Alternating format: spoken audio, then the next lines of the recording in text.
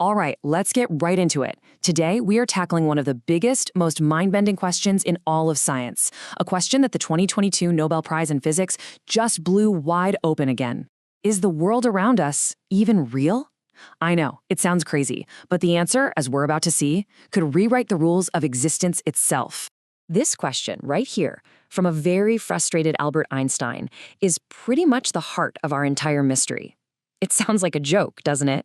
Of course the moon is there.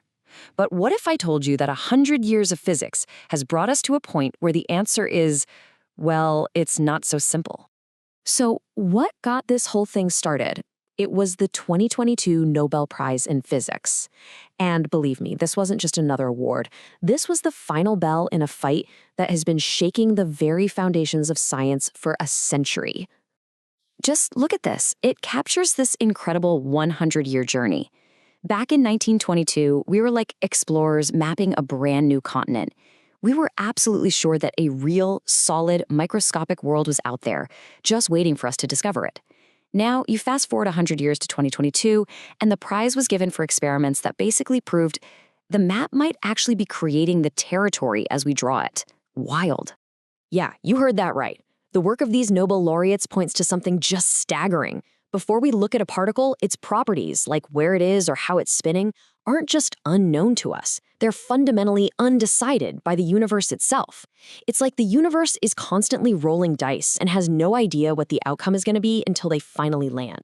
To really get this, we have to rewind the clock. We've got to go back to this legendary clash of titans. And this wasn't just some dry scientific disagreement, This was a philosophical battle for the very soul of reality. So, in one corner, you've got Team Einstein. He was a realist through and through. He believed the moon is definitely there, even if we all close our eyes. Its properties are real, they're fixed. But in the other corner, you have Team Bohr. Niels Bohr argued that, nope, at the quantum level, reality is just a blur of possibilities.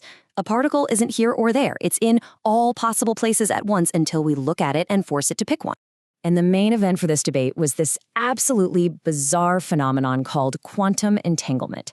So, imagine you have two particles that are linked by some kind of invisible thread. You can separate them by miles, you can separate them by light years. The moment you measure something about particle A, you instantly know the same thing about particle B. I mean, instantly. Einstein absolutely hated this. It seemed to violate his own famous rule that nothing, not even information, can travel faster than the speed of light. He called it spooky action at a distance, and he was totally convinced it was just a sign that our understanding of quantum physics was, missing a piece of the puzzle. So, for decades, this was just a debate. You were either Team Einstein or Team Bohr, and you just argued about it. Then, in the 1960s, this brilliant physicist named John Bell comes along and says, okay, enough talk. He figured out a way to stop arguing and actually start testing. He decided to put reality itself on trial. This was the big question, right?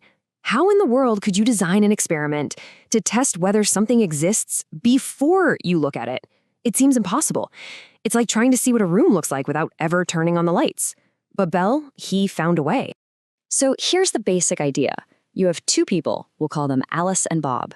They're super far apart, and they each have one particle from an entangled pair. They each randomly choose different settings on their detectors and measure their particles' properties. And then later, they get on the phone and compare notes. The real secret sauce is in the statistics of how often their results match up. Now, this is where Bell's genius really shines. He did the math, and he figured out that if the particle's properties were already decided from the start, like taking two socks from a pair, then there was a hard mathematical limit to how often their measurements could match up. If Einstein was right, the results could match at most 75% of the time. But if Bohr was right, and reality is created in the moment of measurement, the results would match more often, up to about 85% of the time. We finally had a clear, testable difference. So, what did the experiments find? After decades and decades of tests getting more and more precise, the very ones that won the Nobel Prize in 2022, the results were absolutely conclusive. The match rate wasn't 75%, it was 85%. Bohr was right, and Einstein was wrong. The universe, it seems, really does just make it all up as it goes along. But just when you think the case is closed, here comes the twist. While Einstein lost the battle on quantum reality, another one of his own theories launched a completely separate and just as profound attack on our common sense. His theory of relativity. It doesn't question the nature of stuff, it questions the nature of time itself. See, for centuries, we all went along with Newton's idea of time, that it's this absolute cosmic clock. A second on Earth is a second on Mars is a second in another galaxy. It's all the same. Well, Einstein came along and completely shattered that idea. He proved that time is personal. Your clock literally ticks at a different rate depending on how fast you're moving and how much gravity you're feeling. And to see just how extreme this can get, think about an astronaut orbiting a black hole where gravity is just immense. For them, maybe only a few seconds tick by, but when they fly back home to Earth, they'd find that centuries had passed. Time literally stretches and squishes like taffy. And the implication of this is just profound. If time flows at different rates for everyone, then the very idea of a universal now just completely falls apart. It's meaningless. My present moment is not the same as the present moment for someone flying across the country, let alone somebody in another galaxy. It's like we're all living in our own little personal time bubbles. Okay, so let's recap. If quantum mechanics says reality isn't real until we look at it, and relativity says a universal now is just an illusion, this leads us down some very, very strange rabbit holes. I mean, if the universe isn't just running on its own, then who or what is running the show? This is where you get some pretty wild theories. One is called the participatory universe, which basically suggests that we, the observers, literally create reality by observing it. Think of it like a game of 20 questions, where our questions force the universe to give an answer, and that answer suddenly becomes real. Then there's it from bit, the idea that reality is built from pure information, from simple yes or no answers. And of course, all of this feeds right into the famous simulation hypothesis, that we're all just characters in an incredibly advanced computer game. And what's really crazy is that physics itself seems to have these little hints that support these strange ideas. You've got the Planck length and Planck time, which act almost like the minimum pixel size and the frame rate of our reality. And then there's the fine structure constant, a number so perfectly, exquisitely tuned that if it were even a tiny bit different, life as we know it couldn't exist. It really does feel kind of programmed. So this all boils down to two final and, frankly, deeply unsettling choices about what our existence really is. It seems like there's no easy middle ground here. On the one hand, you've got the participatory universe. In this version of reality, we are co-creators. Our choices matter. We have free will. The catch? The reality we're helping to create isn't fundamentally real. It's an illusion.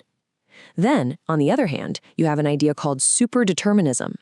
This says reality is 100% real and solid because the state of the particles and the choices of the scientists measuring them were all linked together and decided from the moment of the Big Bang. The price you pay for this solid reality is that you have zero free will. Every choice you've ever made, every thought you've ever had was just part of a pre-written cosmic script. You're a puppet. So, which is it? A world that isn't truly there, but one that you have a hand in shaping? Or a solid, real world where you are nothing more than a character in a movie that's already been filmed? Right now, physics doesn't have the answer. So the question is, what do you choose to believe? An illusion you help create, or a reality that controls you?